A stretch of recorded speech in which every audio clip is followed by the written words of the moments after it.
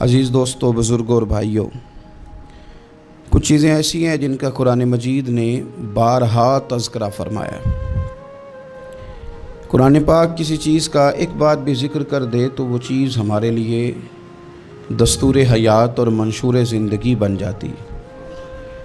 لیکن اگر اللہ تبارک و تعالیٰ کسی چیز کا بار بار تذکرہ فرمائے تو معنی یہ ہے کہ اس کی ہمیں بہت ہی زیادہ ضرورت ہے۔ ان چیزوں میں سے ایک چیز صبر ہے۔ قرآن پاک نے 100 سے زیادہ مرتبہ صبر کا تذکرہ فرمایا۔ اتنی بڑی بات کو سمجھیے گا کہ 100 سے زیادہ مرتبہ قرآن پاک نے تذکرہ کیا ہے صبر کا، اور مختلف انداز میں۔ کہیں فرمایا کہ وَبَشِّرِ الصَّابِرِينَ، اے محبوب صبر کرنے والوں کو خوشخبری سنا دیجیے۔ کہیں فرمایا اِنَّ اللَّهَ مَعَ الصَّابِرِينَ، بے شک اللہ صبر کرنے والوں کے ساتھ۔ تو مختلف انداز میں، مختلف طریقوں سے اللہ تعالیٰ نے صبر کا تذکرہ فرمایا۔ سوسائٹی کے اندر، معاشرے کے اندر اور مسلمانوں کے اخلاقی رویوں کے اندر اگر صبر کو داخل کر لیا جائے تو ہم محسوس کریں گے کہ ہماری زندگی نہ صرف یہ کہ آسان ہو گئی ہے بلکہ محبتوں والی ہو گئی ہے، چاہتوں والی ہو گئی ہے۔ ہمارے رشتے ایک دوسرے سے ٹوٹ نہیں رہے بلکہ بننا شروع ہو گئے۔ تھوڑا سا صبر بہت ساری چیزوں کو ٹوٹنے سے بچا لیتا ہے۔ قرآن مجید کی جو آیت کریمہ میں نے تلاوت کی، یہ سورہ آل عمران کی آخری آیت ہے۔ اللہ تعالیٰ نے فرمایا یا ایھا الذین آمنوا اصبروا وصابروا، اے ایمان والو صبر کرو، صابر بنو۔ اے ایمان والو صبر کرو اور صابر بنو۔ کیا مطلب؟ پہلے صبر کا مطلب یہ ہے کہ اگر تمہیں کوئی ذاتی تکلیف پہنچے تو اس پر صبر کرو۔ وصابروا، اس کا معنی یہ ہے کہ اگر دشمن کے مقابلے میں کسی اور کی طرف سے کوئی تکلیف آئے تو اس پر بھی صبر کرو۔ پھر فرمایا ورابطوا، اور ہمیشہ کمر بستہ رہو، اسلامی سرحدوں کے پہرے دار رہو۔ واتقوا اللہ، اللہ سے ڈرتے رہو۔ لعلکم تفلحون، اس امید پر کہ اللہ تمہیں کامیابی عطا فرما دے، تم فلاح پا جاؤ۔ یا ایھا الذین آمنوا اصبروا وصابروا، اے ایمان والو صبر کرو اور صابر بنو۔ صبر کرو، صابر رہو، یعنی جو ذاتی تکلیف آئے اس پر بھی صبر کرو۔ اور مصابرہ کا معنی سامنے سے آنے والی تکلیف، اگر بیماری آ گئی، کوئی پریشانی آ گئی، کہیں کوئی اپنا دنیا سے چلا گیا تو یہ ذاتی تکلیف ہے، اس پر بھی صبر کرنا۔ اور اگر اپنوں نے، بیگانوں نے کوئی تکلیف پہنچا دی، کوئی اذیت دے دی، وہ اذیت کئی صورتوں میں ہو سکتی ہے۔ تانا بھی ایک اذیت ہے، طنز بھی ایک اذیت ہے، کسی شخص کے بارے میں غلط کلمہ کہنا بھی ایک اذیت ہے، اور مقابلے میں کھڑے ہو جانا، لڑائی کرنا، یہ بھی ایک اذیت ہے۔ اس پر بھی صبر کرو۔ ورابطوا، اور اس طرح کرو کہ کمر بستہ رہو، جد و جہد کرتے رہو۔ واتقوا اللہ، اللہ سے ڈرو۔ لعلکم تفلحون، تاکہ تم کامیاب ہو جاؤ۔ صبر جب آپ کرتے ہیں نا اور صبر کا ارادہ کرتے ہیں تو اللہ تعالیٰ صبر کی توفیق بھی عطا فرماتا ہے۔ ہم نے یہ دیکھا ہے کہ ہمارے پاس نعمتوں کی کمی نہیں، ہمارے فریزر خوراک سے بھرے ہوئے ہیں، ہمارے دسترخوانوں پہ انواع و اقسام کی چیزیں چنی ہوئی ہیں، ہماری الماریوں میں کئی ہمارے لباس تیار شدہ لٹکے ہوئے ہیں، ہماری جیبوں میں ہماری ضرورت کا سرمایہ اللہ نے ہمیں دے دیا ہے۔ لیکن اس کے باوجود جو لوگ ایک دوسرے سے پیار نہیں کر پا رہے، جو ایک دوسرے کے قریب نہیں جا پا رہے، تو اس کی وجہ یہ ہے کہ صبر نہیں رہا، حوصلہ نہیں رہا، کسی چیز کو برداشت کرنا ہمارے مزاج کا حصہ ہی نہیں رہا۔ اور پھر چونکہ امت مسلمہ نے انقلاب برپا کرنا تھا، دنیا کو پیغام حق دینا تھا، اگر ان کے اندر حوصلہ ہی نہیں ہوگا، اگر انہیں صبر ہی نہیں کرنا آئے گا، استقامت ہی نہیں ہوگی، کہیں رکنا ہی نہیں آئے گا، تو یہ میدانوں کو سر کیسے کریں گے؟ کامیابیاں کیسے ان کا مقدر بنے گی؟ رمضان المبارک میں بھی ماحول یہ ہو کہ افطاری سے 1 گھنٹہ پہلے نظر پوری ٹک جائے گھڑی پہ، اور تھوڑا سا بھی صبر مشکل ہو۔ اور رمضان المبارک میں سحری کے وقت میں اگر دہی والی دکان پہ بھی جھگڑا ہی ہو رہا ہو اور شام کو سامان خریدنے میں بھی اگر بحث ہی ہو رہی ہو، تکرار ہو، جھگڑا ہو، تو پھر سیکھا کیا؟ پھر وہ جو ہمیں تربیت دی جا رہی تھی کہ ہم نے صبر کرنا ہے، تو پھر ہم نے اس میں حاصل کیا کیا؟ حدیث پاک سنیں گے، آپ کی طبیعت بڑی ٹھنڈی ہوگی۔ میرے نبی پاک صلی اللہ تعالیٰ علیہ وسلم نے ارشاد فرماتے ہیں کہ جو بندہ سوال سے بچنا چاہے گا، ارادہ کرے گا اللہ میں نے کسی سے نہیں مانگنا، فرمایا جو سوال سے بچنا چاہے گا رب اسے سوال سے بچا لے گا۔ اور جو لوگوں سے بے نیاز ہونا چاہے گا، کہے گا یا اللہ مجھے دنیا داروں کا محتاج نہ بناؤ، اپنی بارگاہ سے عطا فرما۔ جو لوگوں سے بے نیاز ہونا چاہے گا اللہ لوگوں سے بے نیاز کر دے گا۔ اور فرمایا جو صبر کا ارادہ کرے گا اللہ اسے صبر کی توفیق بھی عطا فرما دے گا۔ ارادہ تو کرے، پروگرام تو بنائے، توفیق تو اللہ دے گا۔ جو صبر کا ارادہ کرے گا اللہ صبر کی توفیق بھی عطا کر دے گا۔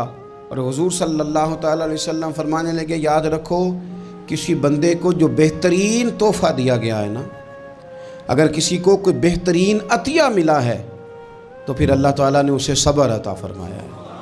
یہ بہترین تحفہ ہے، اس سے زندگی سنور جاتی ہے، اس سے انسان باوقار اور مطمئن ہو جاتا ہے، اس سے اس کے شب و روز آسانی سے بیتتے ہیں، وہ دنیا کی پک ڈنڈیوں سے آسانی سے گزر کے اللہ کی بارگاہ عالی مرتبت میں سرخرو ہو کر حاضر ہو جاتا ہے۔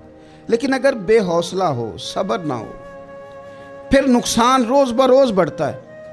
اور پھر میرے رسول پاک صلی اللہ تعالیٰ علیہ وسلم ارشاد فرماتے ہیں کہ اصل بات یہ ہے کہ اللہ تعالیٰ نہ کسی بندے کا درجہ بلند کرنے کا ارادہ فرماتا ہے، لیکن اس کے اعمال اس طرح کے نہیں ہوتے کہ اس کا درجہ بلند کیا جائے۔ اب رب کیا کرتا ہے، اللہ تعالیٰ اس کو مال کی، جان کی، اولاد کی کسی مشکل میں ڈال دیتا ہے، اس مصیبت پر وہ بندہ صبر کرتا ہے تو اللہ تعالیٰ اس کا درجہ بلند فرما دیتا ہے۔ اعمال اس قابل نہیں تھے کہ درجات بلند ہوں، وہ اعمال کی بنیاد پر نہیں کر سکتا تھا تو اللہ نے کسی مشکل میں ڈال کے نہ اپنے فضل سے درجہ بلند کر دیا۔ اب جو راہ طریقت کا مسافر تھا، جو سلوک کی منازل طے کر رہا تھا، جو اللہ رسول کے قریب جانے چاہ رہا تھا، اس کے لیے کتنی آسانی ہو گئی کہ مجاہدہ تو زیادہ نہ کر سکا، کثرت سے نفلی صوم و صلات کا بندوبست تو نہ کر سکا، تھوڑا سا صبر کیا، رب نے اپنا اور اپنے محبوب کا قرب عطا فرما دیا۔ تو یہ تو آپ صبر کرنے کے لیے جب نکلے ہیں تو آپ نے تو رب رسول کو پا لیا۔ یہ صبر تو وہ والا سفر ہے جس کی جو منزل ہے وہ اللہ رسول کا قرب ہے۔ ہم لوگ تھوڑی تھوڑی باتوں میں حوصلہ ہار جاتے ہیں، صبر چھوڑ جاتے ہیں، پریشانی بڑھ جاتی ہے، پتہ نہیں ایسے محسوس ہوتا ہے کہ جیسے یہی بندہ دنیا کا سب سے دکھی بندہ ہے۔ تو ایک تو یہ کہ ذاتی حیثیت سے صبر کرے، ایک یہ کہ پھر دشمن کا جب مقابلہ ہو، آمن نصبرو و صابرو، آپ کا جب مقابلہ سامنے کسی کے ساتھ ہو تو پھر تیر، تلواریں، اسلحہ، بندوقیں یہ نہیں زیادہ لڑتی، میدانوں میں حوصلے لڑتے ہیں، میدانوں میں صبر لڑتا ہے، میدانوں کے اندر توانائیاں لڑتی ہیں۔ میدان کربلا کے اندر کوئی مقابلہ نہیں تھا تیر کا تیر کے ساتھ، تلوار کا تلوار کے ساتھ کوئی مقابلہ نہیں تھا۔ میدان کربلا کے اندر ظلم کا صبر سے مقابلہ تھا، فتح کے ڈنکے یزید نے بجائے تھے، جشن ابن زیاد نے منایا تھا، لیکن قیامت تک اللہ نے جو فتح عطا فرمائی ہے تو وہ حسین ابن علی کے صبر کو عطا فرمائی، وہ سیدنا امام علی مقام کے صبر کو ملی۔ عزیز بھائی، صبر ہی ہمیشہ فاتح ہوتا ہے، صبر ہی جیتا کرتا ہے، صبر ہی کامیابیاں دیتا ہے، نتیجے صبر کے نکلتے ہیں، صبر کے حوصلے کے نتیجے ہوتے ہیں۔ ہماری جلد بازی ہمیں شکست خوردہ کر دے گی، ہمارا حوصلہ نہ ہونا ہمیں ہرا دے گا، ہم کمزور پڑ جائیں گے اگر ہم بے حوصلہ ہو جائیں گے۔ سنو، میرے نبی پاک علیہ السلام نے تربیت کی، حضور اپنی امت کو درس دیتے ہیں، حضور فرماتے ہیں پہلے تو کوشش ہی نہ کرو کہ تمہاری دشمن سے لڑائی ہو، اس چکر میں ہی نہ پڑو کہ لڑائی ہو۔ مسلمان امن والے ہیں، یہ پرامن لوگ ہیں، یہ امن پسند ہیں، یہ داعیے امن ہیں، یہ معاشرے میں مومن ہونا امن کی علامت ہے۔ فرمایا پہلے تو یہ پروگرام ہی نہ بناؤ کہ تمہاری لڑائی ہو، اور فرمایا پھر اگر ہو جائے نا تو پھر صبر کے ساتھ مقابلہ کرو، پھر ڈٹ کے مقابلہ کرو، اور پھر یاد رکھو کہ یہ جو جنت ہے یہ تلواروں کے سائے میں ہے، جنت تلواروں کے سائے میں تمہیں ملے گی۔ پھر ڈٹنا سیکھو۔ پہلے تو بات یہ کہ تم یہ ارادہ ہی نہ کرو لڑائی، اور اگر کبھی ہو جائے وہ لوگوں کو بتاؤ کہ ہیں ہم پرامن لوگ، پر دین کے لیے کھڑا ہونا ہو تو پھر ہم سے زیادہ کسی کو کھڑا بھی نہیں ہونا آتا، پھر ہم سے زیادہ کسی کے پاس طاقت بھی نہیں۔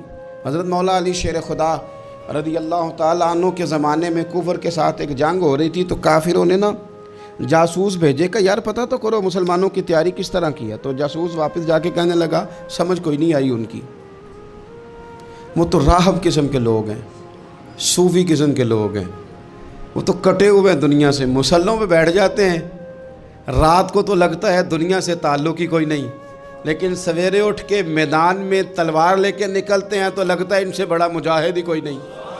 یہ عجیب لوگ ہیں کہ رات کو مسلح پہ بیٹھیں تو لگتا ہے کٹ گئے دنیا، یہ صوفی لوگ ہیں، درویش ہیں۔ یہی مسلمان کی شان ہے، ہو ہلکا یاراں تو برے شم کی طرح نرم، رزم حق و باطل ہو تو فولاد ہے مومن، ادھر آ ستمگر ہنر آزمائے تو تیر آزما، ہم جگر آزمائے۔ ہم تجھے اپنا حوصلہ بتاتے ہیں کتنا، دیکھ ہمارے حوصلے سے ٹکرا کے دیکھ یہ کتنا طاقتور اور مضبوط ہے۔ تو عزیز بھائی، اگر زندگی میں آپ کو صبر کرنا آ گیا، میں بڑے دنوں سے یہ عنوانات بیان کر رہا ہوں، اور آج تو خصوصی طور پر رمضان شریف کے اس جمعے میں اپیل کرنا چاہتا ہوں آپ سے کہ کمزور باتیں کرنی چھوڑ دیں، مایوسی کے جملے اپنی زندگی سے نکال دیں۔ ہم مسلمان ہیں، آپ بیمار ہو گئے ہیں تو یہ بھی خدا کا فضل ہے، گناہ معاف ہوں گے۔ اگر اللہ تعالیٰ نے فقیر بنا دیا، غریبی آ گئی ہے تو یہ بھی فضل ہے، امیروں سے پہلے جنت میں جائیں گے۔ اگر اللہ تبارک و تعالیٰ نے کسی جگہ آپ کو مکان نہیں دیا اور دوسرے کو دے دیا ہے تو آپ وہ لوگ ہیں جو عظیم سنت ادا کر رہے ہیں سیدنا بلال حبشی کی۔ اگر کسی جگہ کوئی کمزوری آ گئی ہے، کوئی پیچھے رہ گئے ہیں تو یہ خدا کا فضل ہے۔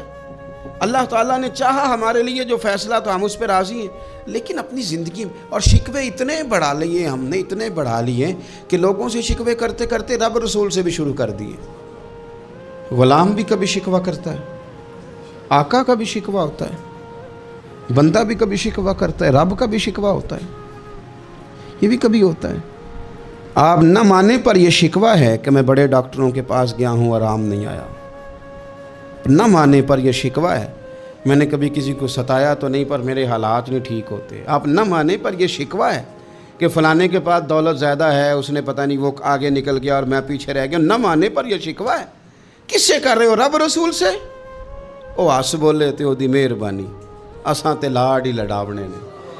کس سے شکوہ کر رہے ہو؟ خدا کے بندو، غلام غلامی کرتے ہیں، شکوے کرتے ہیں کوئی؟ حضرت ام سلمہ رضی اللہ تعالیٰ عنہ، شوہر کا نام ہے ابو سلمہ، بیٹے کا نام ہے سلمہ، کہتی ہیں میں، میرا شوہر، میرا بیٹا، تینوں، چھوٹا بیٹا میرا، ہم نکلے مکہ مکرمہ سے مدینہ طیبہ جانے کے لیے۔ ایک کی بیٹا ہے، خاندان جمع ہے، شوہر کی گود میں بیٹا، اونٹ کے پیچھے میں۔ فرماتی ہیں مدینے کی سرحد آ گئی تو میرے میکے والے آ گئے، کہنے لگے ابو سلمہ نہیں لے جانے دیں گے مدینے اپنی بیٹی کو۔ میں نے کہا میں مسلمان ہوں، میں تو اپنے شوہر کے ساتھ مدینے جاؤں گی۔ انہوں نے کہا نہیں جا سکتے، تو نے جانا ہے تو جا، ہماری بیٹی نہیں جائے گی۔ زبردستی مجھ سے انہوں نے مجھے میرے شوہر سے الگ کیا۔ کہتی ہیں پھر میرے شوہر کے قبیلے والے آ گئے، وہ کہنے لگے اگر تم اپنی بیٹی کو نہیں نہ جانے دیتے تو یہ جو ہمارا پوتا ہے یہ ہماری نسل ہے، تمہارا نہیں، اسے ہم نہیں جانے دیں گے۔ وہ بچہ اپنی طرف کھینچتے تھے، میں اپنی طرف کھینچتی تھی، مدینے کی سرحد پہ۔ یہ جھگڑا زمین کے لیے نہیں ہو رہا، مکان کے لیے نہیں ہو رہا، حضور کے مدینے جانے کے لیے ہو رہا، حضور کے مدینے جانے کے لیے ہو رہا، مدینے جانے کے لیے ہو رہا۔ لنگ کئی مہینے تے برس گئے تے تیری دید نو دیدے ہی ترس گئے۔ انہوں نے بچہ کھینچا، میں نے اپنی طرف کھینچا، میرے بچے کا بازو اتر گیا۔ فرماتی ہیں میرے شوہر مدینے چلے گئے، बेटा मेरे ससुराल वाले ले गए, मुझे मेके वाले ले गए। आज भी कुछ सियाने बंदे कहते हैं इसको निकाल दो और बच्चे छीन लो। उनका भी ख्याल था कि बेटा ले जाएंगे ना तो अबू सलमा भी मदीने से वापस आ जाएगा, ये भी वापस आ जाएगी। और यार इतना बड़ा भी जालिम कोई नहीं होगा जो माँ बाप से बच्चे जुदा करे। फरमाती हैं कि वो ले गए छीन के, मैं मेके चली गई। लोग रोटी खाते थे, मेरे हलक से नहीं गुज़रती थी। ज़माना सोया करता था, मैं सो नहीं पाती थी। बेटा कहाँ, शौहर कहाँ, मैं कहाँ। उम्मे सलमा कितनी देर तकलीफ़ काटी। जनाब उम्मे सलमा कहने लगी, लोगों 1-2 दिन नहीं पूरा साल बीत गया, पूरा साल। पर जे सोना ही मेरे दुख विच राज़ी, जे सोना ही मारो मारो मैनू मार मुकाओ, मैं कोई उज़र ना पेश ले आवां, और जे सोना ही मेरे दुख विच राज़ी, फिर सुख नू चुल्हे डावां। फरमाया साल बीत गया। लोग सुबह उठ के काम काज पे लग जाते, कपड़े बदलते, ड्यूटियां करते, और मैं सवेरे उठ के उस जगह आ जाती जहाँ मेरा शौहर और मेरा बेटा बिछड़ा था। मैं सारा दिन रोती, आहुजारी करती, हुजूर के मदीने की तरफ मुँह करके मैं तड़पती। साल बीत गया, साल, एक हफ्ता नहीं निकलता बच्चों के बगैर। बड़े बड़े सियाने लोग परदेश जाते हैं तो बच्चों की फ़ोटो देख देख के रोते हैं, लेकिन कहती है माँ थी, बेटा बिछड़ा और फिर बेटा बीमार हो और माँ से जुदा हो, कितनी तकलीफ़ का मंज़र है। आप फरमाती हैं कि 1 साल बीत गया और मैंने किसी की मिन्नत नहीं की, मैंने कोई शिकवा नहीं किया, इसलिए कि जिस हाल में रब रसूल रखें। ये हौसला, ये सब्र, ये तवानाई।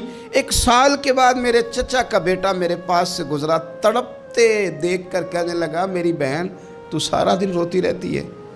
तो मैंने कहा भाई तुम्हें क्या बताऊं, इसका शौहर चला जाए, बेटा जुदा हो जाए, वो क्या करेगी। फरमाते उसने जाके मेरे बाप से, अपने वाली से, मेरे ख़ानदान वालों से कहा इसकी सज़ा कब ख़त्म होगी। इस गरीबनी का कसूर ये है कि ये मदीने वाले का कलमा पढ़ती है, इसकी गलती ये है कि ये मुसलमान हो गई है, दीन हक कबूल कर लिया, क्यों नहीं तुम ख्याल करते। कहते उनके दिल नरम हुए, वो रज़ामंद हुए मुझे मदीने जाने पर उसने कोशिश की मेरे ससुराल पैगाम भेजे, कब बस करो, और बच्चा तो चिड़िया का जुदा हो जाए तो वह तड़पा करती है, और तुमने एक जीती जागती माँ का बेटा जुदा किया है। वो भी नरम हुए, रब ने असबाब बनाए, मेरा बेटा मुझे मिला। कहने लगे तू रह जा। मैंने कहा नहीं, तुम मुसलमान नहीं हो, तुम्हें पता नहीं ना, मैं यहाँ नहीं रह सकती, मुझे मदीने ही जाना है। अकेली इतना सफ़र, जंगलों का रास्ता, पहाड़ी रास्ता तय कर लोगी। मैंने कहा मैं कर लूँगी। जिन्हों वेख के ठर दियाँ अखियाँ ने तो जिन्हों वेख के ठर दा सीना है। रब्बा तेरी सारी खुदाई च एक ही ते शहर मदीना है। कहती मैं ऊँट पे बैठी, बेटा मैंने गोद में बिठा लिया, मैं सफ़र करने लगी, पर दिल में खटका था कि इतना लंबा सफ़र, बेटा छोटा है, कैसे करूँगी। कहते मुझे उस्मान बिन तला मिल गए। कहने लगे कहाँ जा रही हो बहन। मैंने कहा मदीने। कहने ये अकेले जाओगी। मैंने कहा जाना तो है ना, कोई साथ चले न चले पर शहर रसूल तो जाना है ना। आप फरमाती हैं मैंने उस्मान बिन तलहा से नेक बंदा कोई नहीं देखा, मेरे ऊँट की लगाम थाम ली। जब मुझे ऊँट पे बिठाते थे ना, ऊँट बिठा के चले जाते थे, मैं बैठ जाती थी तो आके लगाम थामते थे। जब कहीं मुझे उतारते थे तो ऊँट बिठा के चले जाते थे, मैं उतर जाती थी तो ऊँट को बांधते थे। सोना होता था तो ऊँट बिठा देते, मैं उतर जाती, वो दूर जाके लेट जाते। फरमाती थी फिर मेरे लिए मेरे रब ने असबाब पैदा किए और मैं मदीना पहुंची। मैं शौहर से मिली और लोगों मेरे नसीब देखो, मैं रहने कहाँ लगी, हुजूर के मदीने में, शहर रसूल में, शहर रह पाए नज़र होश में आ, ये कुव्वे नबी है। मैं हुजूर के हरम की ज़मीन और कदम रख के चलना, अरे सर का मौका है ओ जाने वाले, मदीने के खित्ते खुदा तुझको रखे, गरीबों फ़कीरों के ठहराने वाले। कहती है मैं वहाँ बसने लगी। आप फरमाती है मुसलमानों, शायद मुझसे ज़्यादा तकलीफ़ किसी ने न सही हो, पर देखो 1 साल पूरा मैं तकलीफ़ में रही, और जब मेरा सब्र साल को पहुँचा, सब्र की उम्र 1 साल हुई, तो फिर रब ने बंदोबस्त किया। फिर मेरे घर वाले भी नरम हो गए, ससुराल वाले भी नरम हो गए। रब ने मेरे आने जाने के लिए एक बंदे का बंदोबस्त भी फरमा दिया پھر میرا شوہر تک بھی میں پہنچ گئی، مجھے مدینہ الرسول بھی نصیب ہوا۔ 1 سال میں نے صبر کیا تھا، رب نے مجھے مستقل مدینے کا ٹھکانہ عطا فرما دیا۔ لیکن جو بندہ صبر ہی نہ کر پائے، جو صبر ہی نہ، جو کہ جی بڑی دور سے آیا ہوں، بڑی دیر ہو گئی، بڑا ٹائم ہو گیا، کب جا کے مسئلہ حل ہوگا، وہ جو آپ نے بتایا تھا وہ تعویذ کب اثر کرے گا، وہ دعا کب قبول ہوگی، وہ فلانا معاملہ کب، بھئی یہ ڈیٹ تو آپ کو رب رسول ہی دے سکتے ہیں، بندہ تو کوئی اطلاع ہی دے گا، پیغام ہی دے گا، دعا ہی کرے گا۔